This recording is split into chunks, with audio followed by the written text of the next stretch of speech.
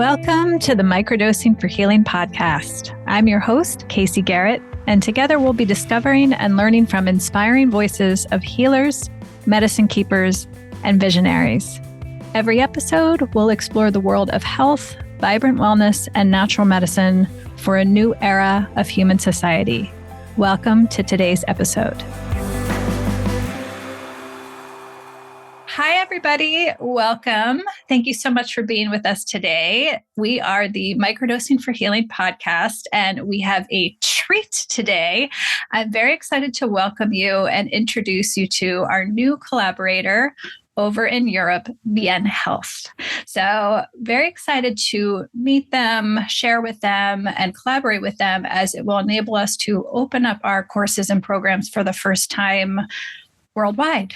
So they will be our partners in the EU, and going forward, we will also be able to serve people in Australia, New Zealand, as well as Canada in 2024. So very, very excited for you to meet them. If you have been hanging with me for some time, you know that I am a huge supporter of other women-owned businesses. So delighted to introduce you to the two founders of Bien.health, Alice Policand and Suzanne Khan. So please welcome. Suzanne, do you want to start us off? I would love to ask you, first of all, welcome. And also just Bien.health, tell us about what it means and the inspiration behind the brand. Yeah. Thank you so much first for inviting us. We're very happy to be there. So first, to introduce myself, I'm the co-founder of Bien.health, so the microdosing brand, as you mentioned. The idea behind Bien is to offer, we do believe that there is another way, another alternative to take care of yourself and of your well-being.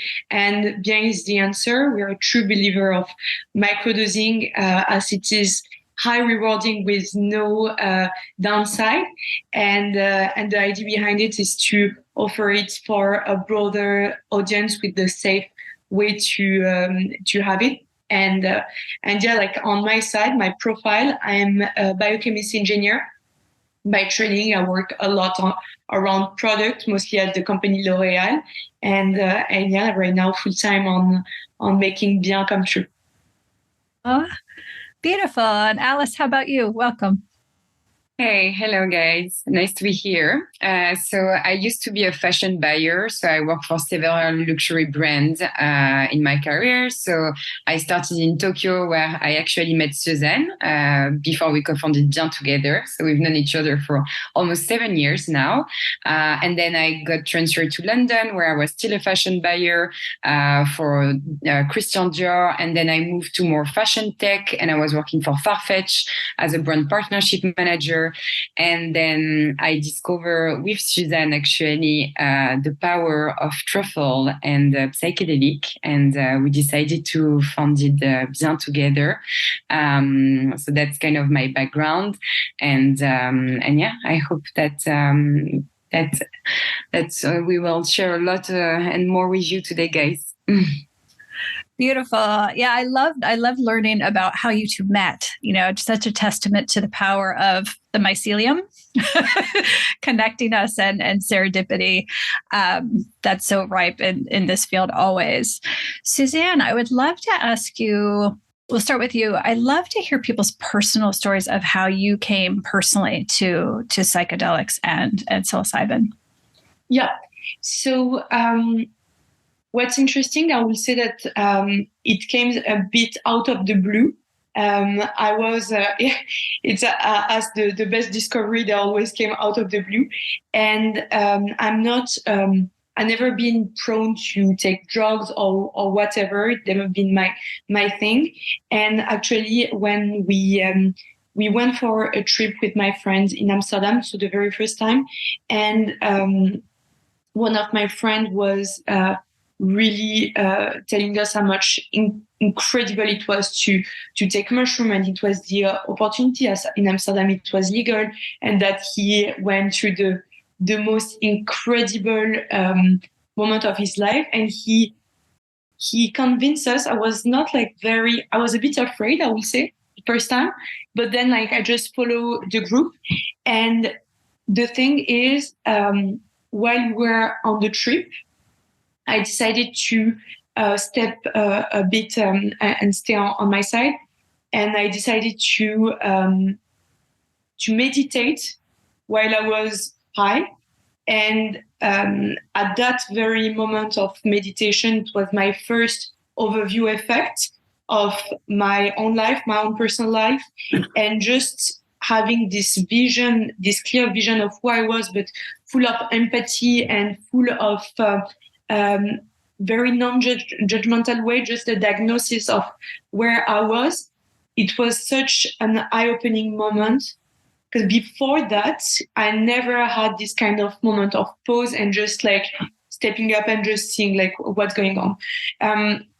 So starting that that precise day, I became obsessed with just understanding what happened to me. So I started reading a lot. I read a lot of scientific paper, and I was actually surprised just to find scientific paper on that. So I will say that in the same time as my obsession to understand what happened to me, I also deconstructed every stigma one after the other. Like, oh, there is science behind, or there is movement legalization, there is application for this, for that. And it was just incredible to see that, first, I was not the only one, and second, that all of the stigma were unfounded. And then that's where led me to microdosing. One of my friends, because when you have an you mentioned the power of mycelium, but the day you just try a psychedelic experience, you're dying to share it to others.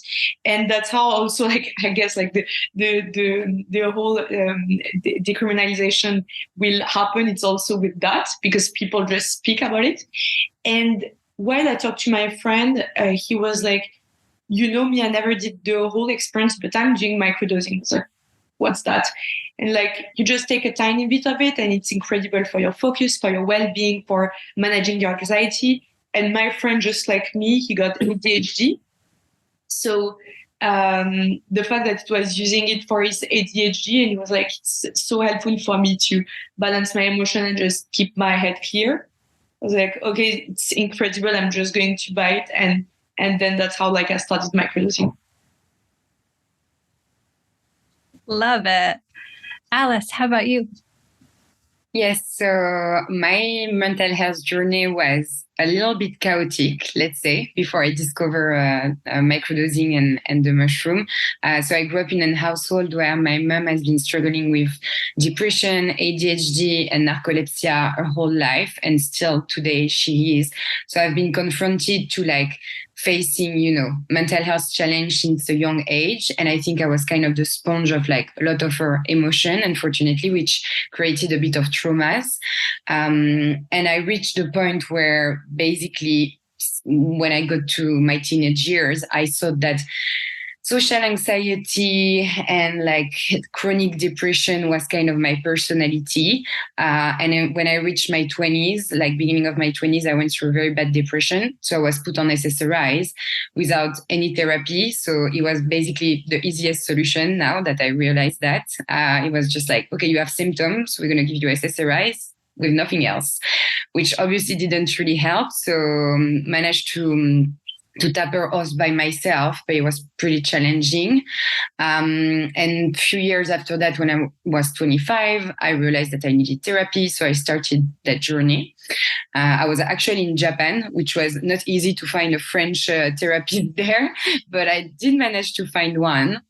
And then I was kind of managing by myself my mental health with yoga, started a bit of meditation, but I was still struggling a lot and doing a lot of up and downs, which was quite challenging. Also because my work was pretty stressful at that time. So it was a bit of a mix of a lot of stress from work, a lot of personal stuff to process. And then COVID happened and I went to a very dark place because I had no stimuli. We were alone. I was alone at home.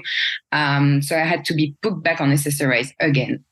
And I told myself my whole life is going to be like this. It's going to be cycle of being put on SSRIs, stop SSRIs again, I'm not looking forward to it. And I was a bit negative about the rest of my life and what it could look like being in that way. And luckily, one day, Suzanne, after she did her first mushroom trip, we happened to be in Amsterdam at the same time. And she told me, like, you should try the truffle here. Everything is legal. And I was still unnecessarized at that time. And I was like, okay, let's try. And I tried it, and Suzanne helped me and she guided me through it. So we were with a group of friends, and I did realize that I wanted something which was more like introspection than just, laughing and recreative. And Suzanne took me apart, and we had a very long chat where I released a lot of emotion. And it felt like accelerated therapy. And at that time, I already did like 6 or 7 years of therapy. So I knew what it was. And I could feel like little drawers opening in my mind and being like, oh, I can identify something that I need to work on. And this is one of my trigger. Okay. So I did realize that there was something very strong there. And then I was still unnecessary. And it was 2 years, and I wanted to tap her off, but it wasn't easy because I remind myself, okay, where I was before I was taking the SSRIs, even if I didn't really liked it, at least I didn't have any suicidal thoughts, and I wasn't as negative as I was, but I wasn't really aligned with my needs, my emotion. So it was a bit zombifying for me. And then I contacted my psychiatric and I was like, okay, I tried mushroom and I heard about microdosing and I did a lot of research. Suzanne helped me through it as well because she was more aware than I was at that time. And I managed to tap her off. So I had to decrease the dosage. And then I stopped everything for a month, which was pretty challenging. And Suzanne really helped me through that as well. Like she came to see me when I was in London and when I stopped. And then I started microdosing. So it was I think a bit less than a year ago. And it changed everything. I reconnected with myself, reconnected with my emotion. I went also to the roots of my issue and where my trigger were versus the fact that when I was taking SSRIs, it was really I just don't really feel anything. So I don't feel sad, but I don't feel happy. And to be very honest, 2023 has been one of the happiest years of my life so far. So yeah. Oh, love it. Thank you both so much. Alice, let's stay with you. I'd love for you to share about Bien. How did you found Bien? Where are you guys based? And who do you serve? So as you know, in Europe, selling truffle in the Netherlands is fully legal.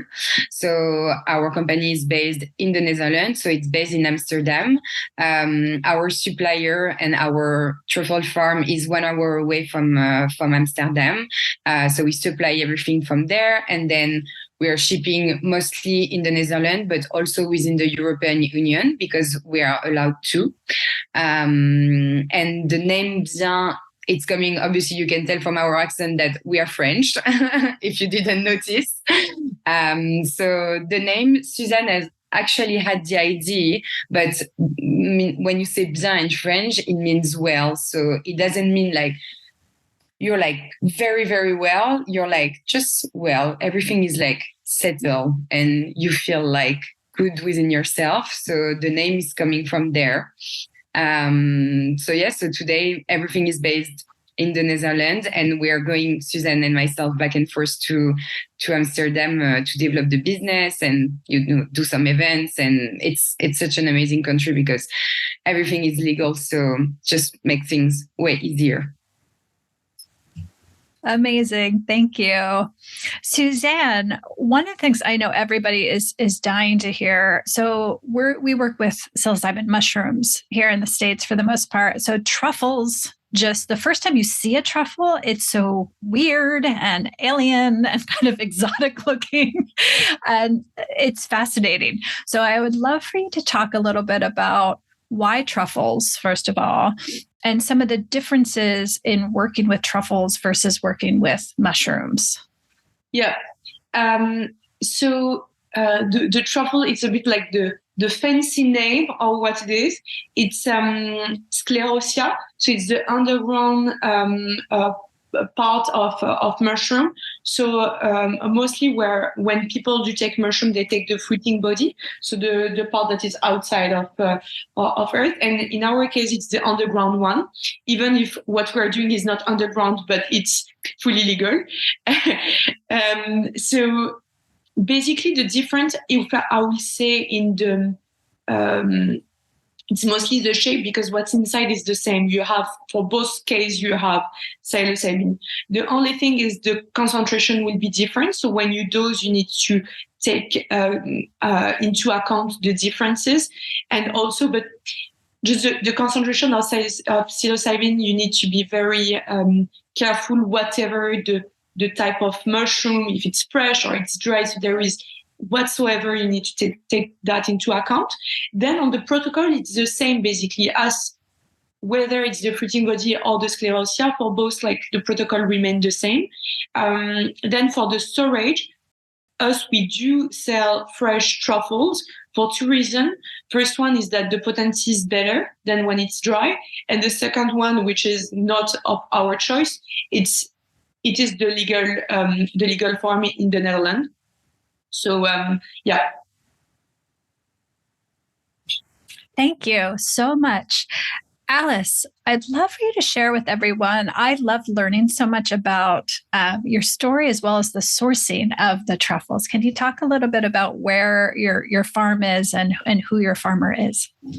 Yeah, so it's a really beautiful story, actually.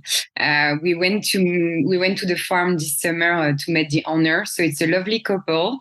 It's Hans, and I forgot his wife's name, but Hans has been cultivating mushroom, and when the mushroom become illegal in the Netherlands, he started cultivating truffles.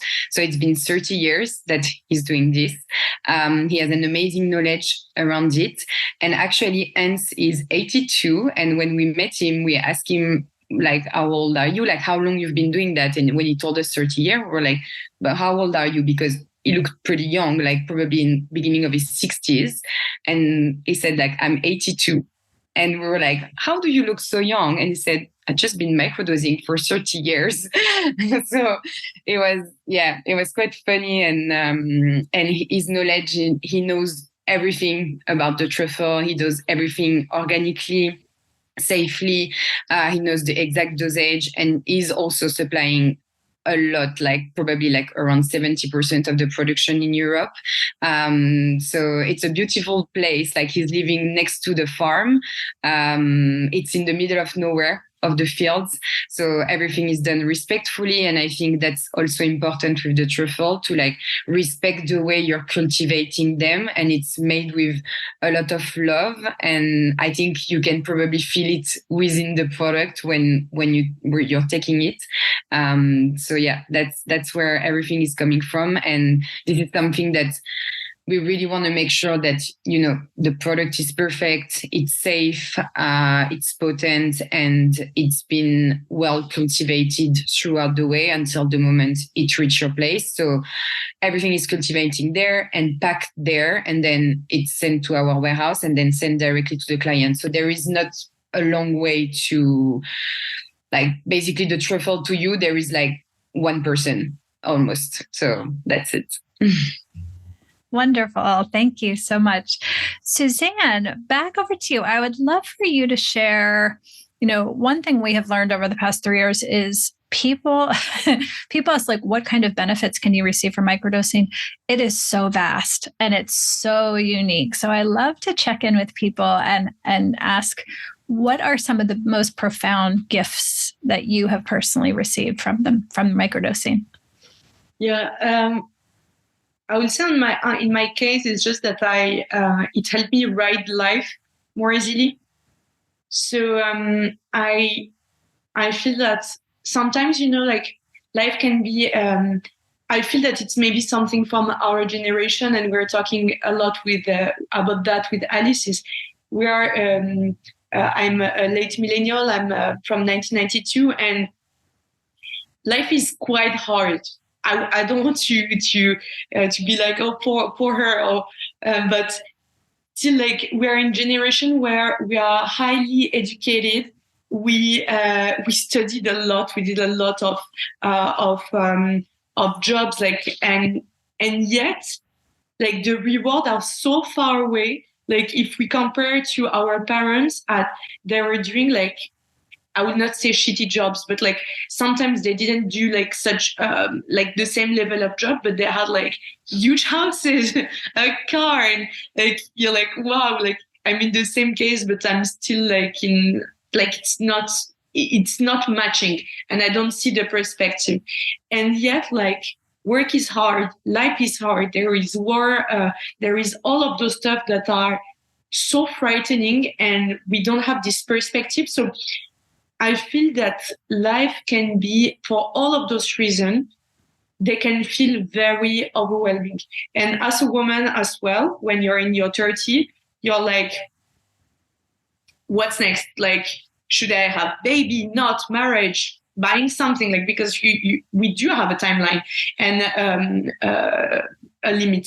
So for all of those stuff, like whenever, if I take my case personally, whenever I reflect on all of those, I really feel that I'm in the middle of the ocean and there is a huge wave coming in me, and that I just don't know what to do, you know? So what microdosing is bringing me to the table, bringing to the game, is that they're bringing the, I don't know, like a surfboard. I'm on top of the surfboard and I just like ride the wave and I'm just enjoying the road. And I'm like, okay, that's actually pretty fun. Like all of those big waves, like I can go to a tube. And so it's just like shifting my perspective, finding the thing like quite almost fun. It's not overwhelming, but it's a challenge. It's like just like this shift of perspective is very different. And then as someone who have ADHD, also the fact that all of those stuff are overwhelming for me comes also from the ADHD. So the fact that microdosing helped me to be more focused, I just take, I will stay one step behind and just see like, okay, there is this, and this. I just tidy a bit my brain, let's say. And so like everything seems so much more clear than when I'm just overwhelmed also by my idea and by all of the information. It tidies your brain. I love it. No, it's true. It's such a beautiful way to say it. A lot of way people articulate it in our community is the medicine brings you into presence. And it makes all of your thought and process clear in your expression and your articulation. Yeah, I love that, tidying your brain. Alice? There is also something that I really love with microdosing, is that I notice some small stuff that usually I don't. Like some small stuff that make me happy. Like, I don't know, like a ray of sun somewhere. So I just like wait for 1 second and I take the sun. I just pet a dog. I like all of those random stuff that usually I just cross by. Here I just pay attention and then I feel like a little, like a micro bit like better. So this is also something that I really love with microdosing, enhancing my life like just a bit better every time. Beautiful. Alice, how about you? Yeah, I think before I started microdosing, I was really in that, what's called like the autopilot mode. So I had a lot of belief and I wasn't really tolerant with myself. So I was basically going from an objective to another one. So I was like, I need to achieve this. And every day was the same thing. And I never took a step back. And I think when I started microdosing, I really took a step back and been like, okay, what's my purpose? What do I really like? What do I really want for myself? And maybe not what also society is expecting from me. And as Suzanne was saying, like we're both in our 30s, early 30s, we're both 31. And I got very stressed when I turned 29, being like, okay, professionally, this is where am I? But like personally, I need to achieve so many things. And I think like society is expecting and giving us a lot of like closing mind belief, let's say. And I think it's a shift of perspective, exactly as Suzanne has said. Like today, I'm really a different person compared to who I was like 2 years ago. it's not only the microdosing. Obviously, it doesn't do the work for you, but I think it gives you a little bit of like taking a step back and seeing what's around you and where do you want to, how do you want to work on yourself and what's the self-improvement that you can do and what's going to make you happy instead of what others or what's out there is happiness. So I think it's just like reconnecting with your true self. And as Suzanne was mentioning, like the day I microdose, like I realized like I can have a little walk in the park. And before I would have been like very stressed and in an autopilot mode and thinking, oh, I need to achieve this. I haven't done this today. I haven't done that. And today I'm just like looking around, seeing a ray of sun, seeing a nice tree and like just taking a deep breath. So I think I really like took a step back on who I was and how my life was basically. And also it helped me stop SSRIs, which is kind of the biggest thing I achieved this year, I think, and with microdosing. Oh, I love it. Thank you so much. Alice, I was listening to you both speak in an earlier appearance, and one of the things you said that I thought was so touching and so true was you were talking about how when you were younger, you never felt like you quite belonged. You were like looking for the community or looking for the connection and the thing. And once you started working with truffles, microdosing, you connected to yourself in such a way where you can go anywhere and you feel connected always. So I thought that was so beautiful and so true to this practice. Thank you. Suzanne, let's talk about some of the misconceptions that are rife in microdosing and people that are coming to you. Yeah, there is a lot of them. There are like a lot of them of misconception microdosing, but which is normal because it's still like pretty new, and there is and this is one of the things we want to work on also, is bringing education, because right now there is so little piece of information and easy to access. So I would say there is 4 biggest misconception. First one is people feel when they never microdose, they're afraid to be high while they microdose. And the thing is, being on microdose is totally the opposite. If you feel the microdose, like if you literally feel it physically speaking, it's that it's no longer a microdose. A microdose is all about subtle effect, and it's more in your mind, on the way you're thinking that something physically. If you feel it physically, it's when you really focus on it and you see that you're a bit more energized eventually, but it's not about that. So this is the first biggest misconception. First one is that people are, which is not really like just for microdosing, but they are like mushroom equal drugs equal addictive. And in the case of psilocybin especially, it is not addictive. And what actually makes me a bit sad about society is that people will be absolutely, they will not be afraid of drinking alcohol, of smoking, or taking highly addictive medicine at a pharmacy and something prescribed by a doctor. And they're like, ooh, mushrooms are addictive, I don't go there. And like, my God, like, this is why we need to bring education. And it's funny because when I go out and I see friends and friends of friends, the situation happened a lot. A very ironic situation where I have someone with a glass of wine, because it's Paris. So people are with like a glass of wine and telling me like, I'm afraid it really looks very nice what you're doing, but I'm so afraid to become hooked by what you have. And they just sit there drinking. I'm like, yeah, like, okay, let's start from the very beginning. So I will say that this is the second biggest misconception. And then the third one, third and fourth one that are actually the same.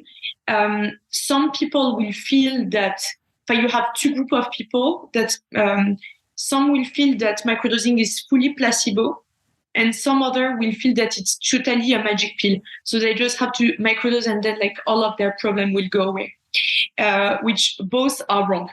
If you take the case of magic pill, as Alice mentioned previously very well, you do need to microdose and work on yourself.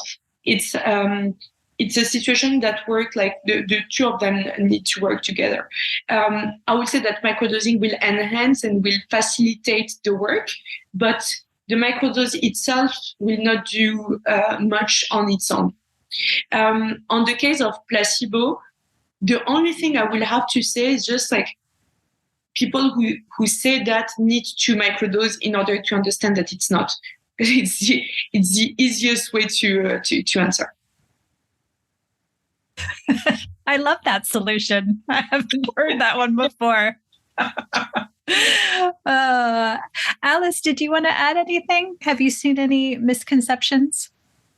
I think there is still a lot of stigma. I think it depends on the country, though. When we were in the US, we did realize that it was a bit more democratized, and doing mushroom is usually something that you do recreatively when you're like studying or like when you're in your early 20s.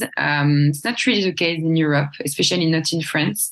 That's for sure. And I think there is still a lot of stigma, and what we try to bring with Bien is also a lot of education, and we are making sure that, everything is framed. Today, for example, with Bien, you can do an online consultation, which is for today, it's with me, where I explain all the contraindication, because there is some, when I also assess people's needs, but also managing their expectation. I think I do see a lot of people coming and being like, I want to start microdosing because I want this, and they have like an exhausted list of like what they want to achieve, which is amazing because they really want to work on themselves. But I think what's important and what microdosing is bringing, if you do it through cycle, you can walk step by step. So let's say you have one focus, you set one big intention for your cycle, and then little small intention every time you microdose, and you start processing it by journaling, doing meditation. So you need to do a bit of work to making sure that you get the best out of the experience. So I think that's kind of the big misconception that I have, is stigma, and then managing expectation. Like, it's magic and it's really helpful, but you got to work on yourself too. And we are also here to support. And that's why, you're doing microdosing coaching, and you probably realize that you see the improvement also through the coaching part and the support. Absolutely. Thank you. Yeah, I know one of the things we both share is a strong passion around community and the importance of community being part of the process. Suzanne, can you talk a little bit about your framework and mindset around community? For a community, or you mean like overall? I think as it applies to the microdosing practice itself. Okay. So what we do recommend for microdosing, so as Alice mentioned, we have a 6 weeks protocol. We follow the protocol of James Fadiman that for various reasons, but the first of all, we do believe that it's the most easy to follow. There is the one with the most study-backed protocol. And also I love the length of having something for 6 weeks. It's long enough, but also it's not like you're not like, oh my God, I'm just like starting something for a year or 2 years. Like in 6 weeks, you can achieve like a lot of things. So what we do recommend is that you microdose, and what the Fadiman protocol is about. You microdose twice a week for 6 weeks. And on the day of your microdosing, what we do personally recommend is to frame it like a ritual. So the opening of the microdosing day is with setting an intention. You go through your day. What is amazing is to microdose through your day, to meditate through your day. And then it's to close the ritual. And the way we love to close the ritual is through journaling, because it's the way you can integrate whatever happened during your day. And also, as microdosing is very subtle, it's very interesting, like by asking the right question to people, being like, oh, what changed? Oh, that's true that today I actually did that. And based on also the intention you set, like, did you achieve what you wanted to do? Yes, no, why?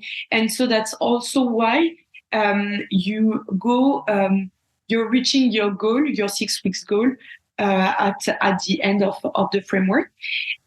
Then what we do recommend is to stop after the 6 weeks, at least for 2 weeks, because it's very important. We are used to take stuff like whenever we start something, there is no end.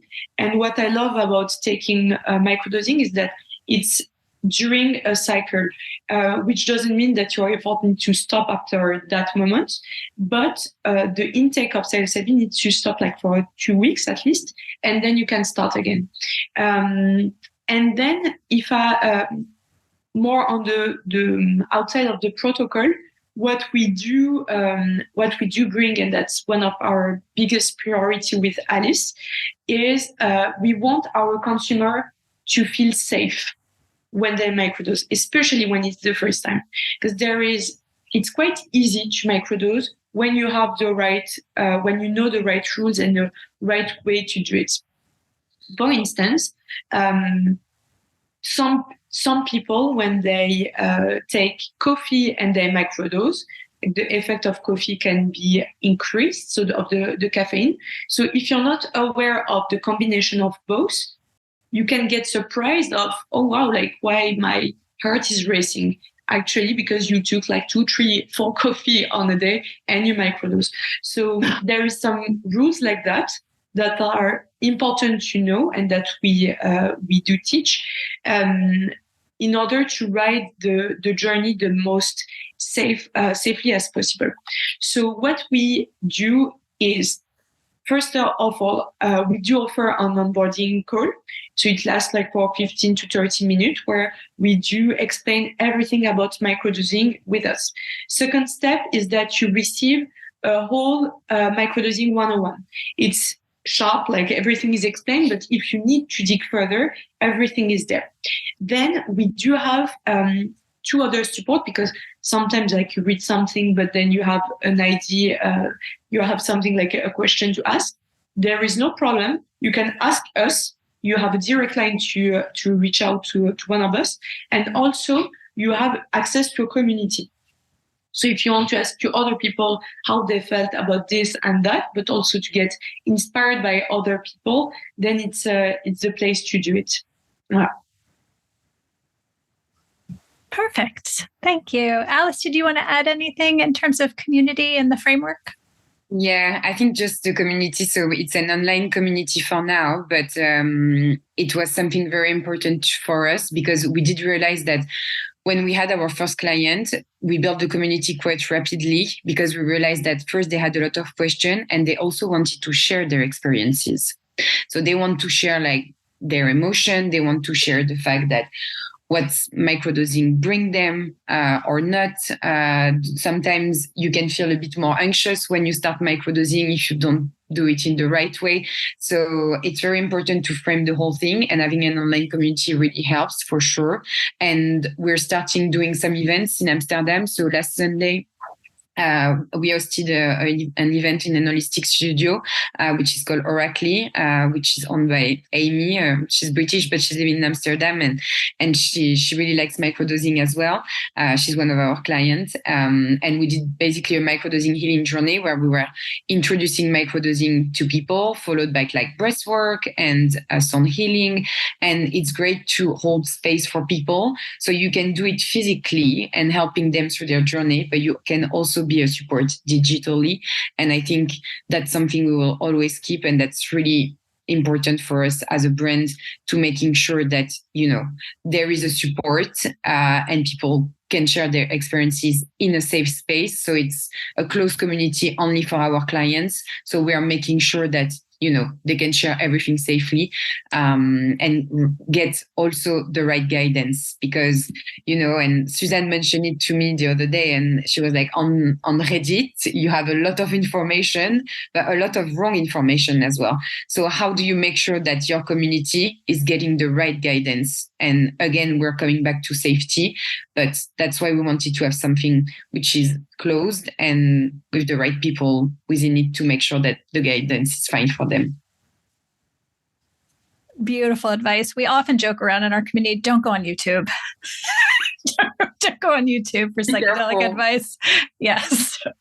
Or Reddit. Yes, absolutely. In closing with community, one of the things I've heard you two share in the past that I love so much, and I think microdosing is opening up this opportunity to shift the paradigm and how we speak and approach healing at large in a much larger way. I heard you two speak to the fact that often in previous generations, people would talk about their struggles in hindsight.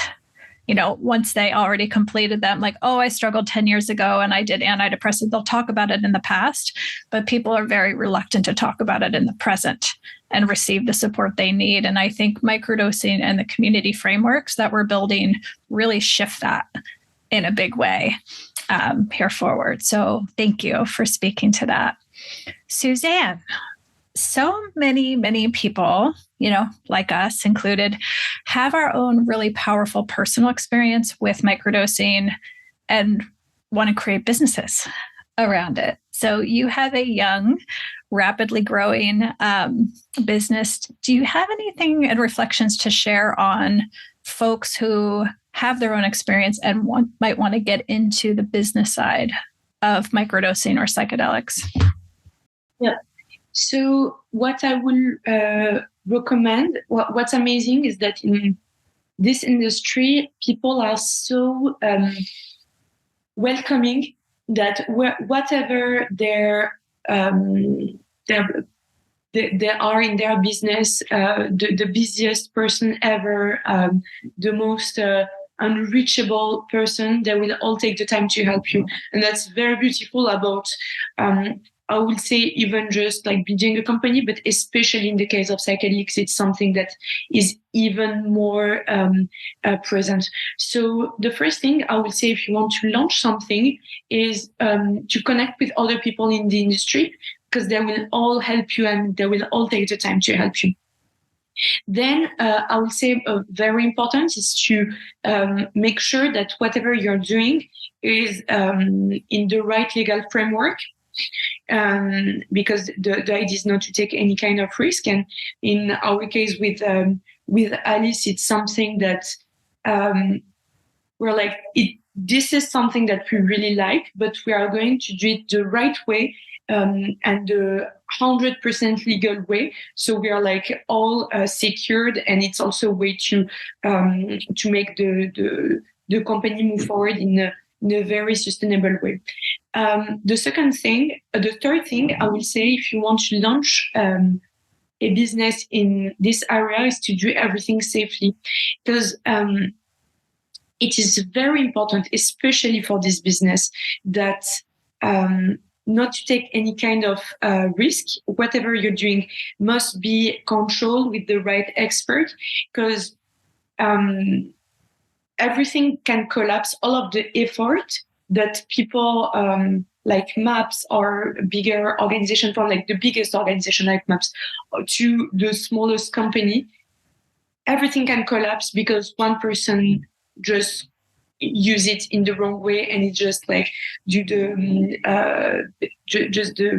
on every news you hear someone microdose and did something wrong, and it's just like, unfortunately, the people life-changing experience, you won't hear it as much as someone that did something wrong, like the guy, like the pilot that took mushroom. Like, so you have like those kind of stories. It's very important as a business to always be careful for on the safety side.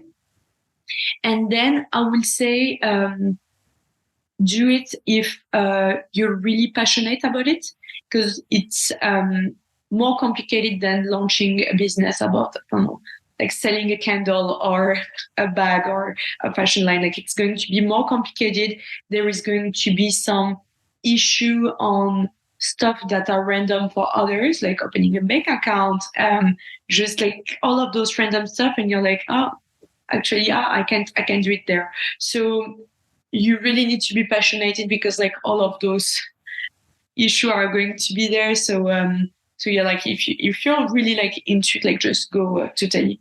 And maybe one last thing, it's very important to hear the consumer, what they want and what they are looking for, more than something for your own ego. And like, it's the shift should be different.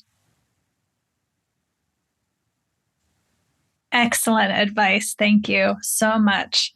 So, in closing, I always love to ask my guests, if you had your dream of dreams and suspend reality completely, how do you envision microdosing kind of folding into our modern society and our culture for diversity, equity, accessibility, and social transformation?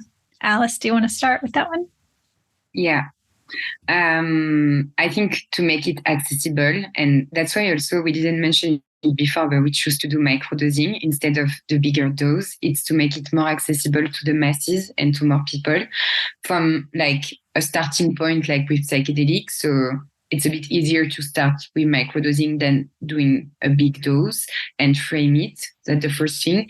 And then also in terms of accessibility of pricing, doing a ceremony with facilitator, it's amazing and it's an amazing work, but it can be pretty expensive and it's not accessible to everyone. So we can offer that with microdosing and make it more accessible and having like few cycles during your year. I think that's the starting point.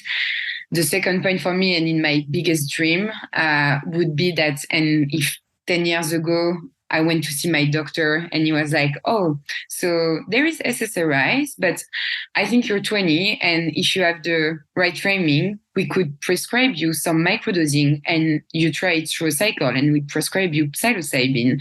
And it's safe because the dosage is coming from this company, which is partnership, or like this pharmaceutical, which has like those products, and it will be prescribed.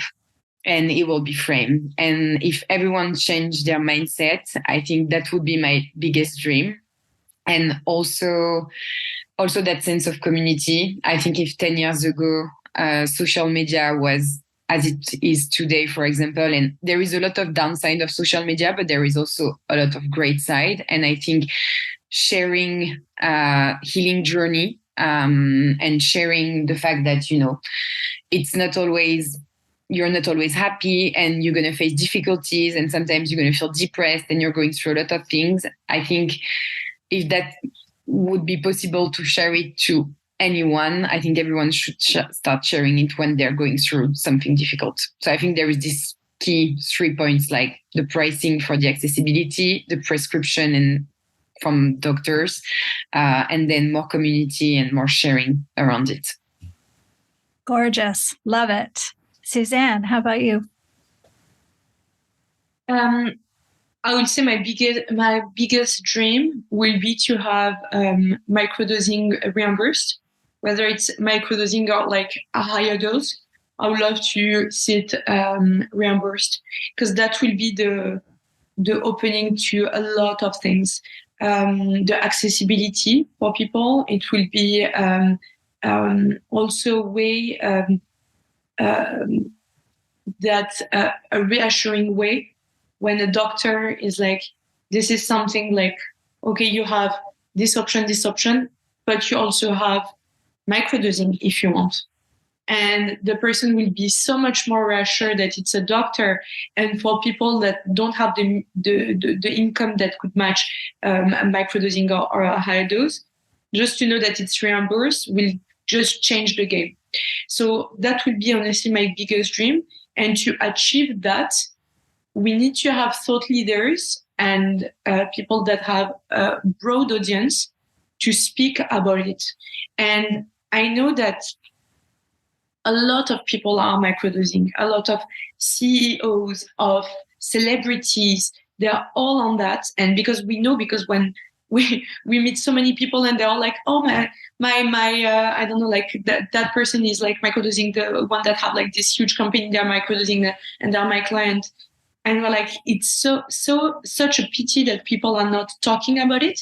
So for me, it's very important that those thought leaders also start talking. And if you take one step further, and it's in our case with Alice, we talk about it very openly.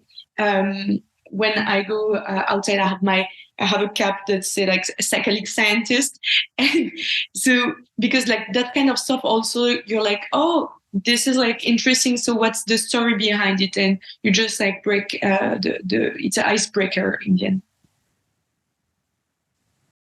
That's so fantastic. So fantastic. Yeah. I always remind people that when people get stigma or judgment, to remind people that underneath all of that, it's actually curiosity.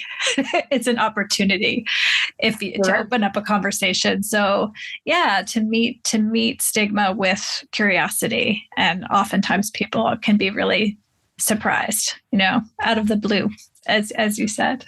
Yeah, that's very true. Very, very true. Yeah. Thank you both so much for being with us today. Along with this episode, we'll share all of the countries that you're able to serve over in Europe. We appreciate you so much. Alice, could you share with listeners where to find you if people want to stay in touch and follow you online? Let us know your website and your social handles. Absolutely. So on Instagram, you can find us at Bien.health, but we will share it with you so you can have it within the podcast, and on the website where you can do all the orders and book your online consultation and access to everything that we've prepared for you guys. Same, it's Bien.health. So we'll share it with you, and hopefully we'll see you soon in our community, and can't wait to meet everyone that's interested within microdosing, and we'll be happy to give you some guidance. Thank you so much. Thank you both. And thank you all for listening. Have a beautiful rest of your day, and we'll see you back in a couple weeks. Thank you so much. Thanks a lot. It was amazing.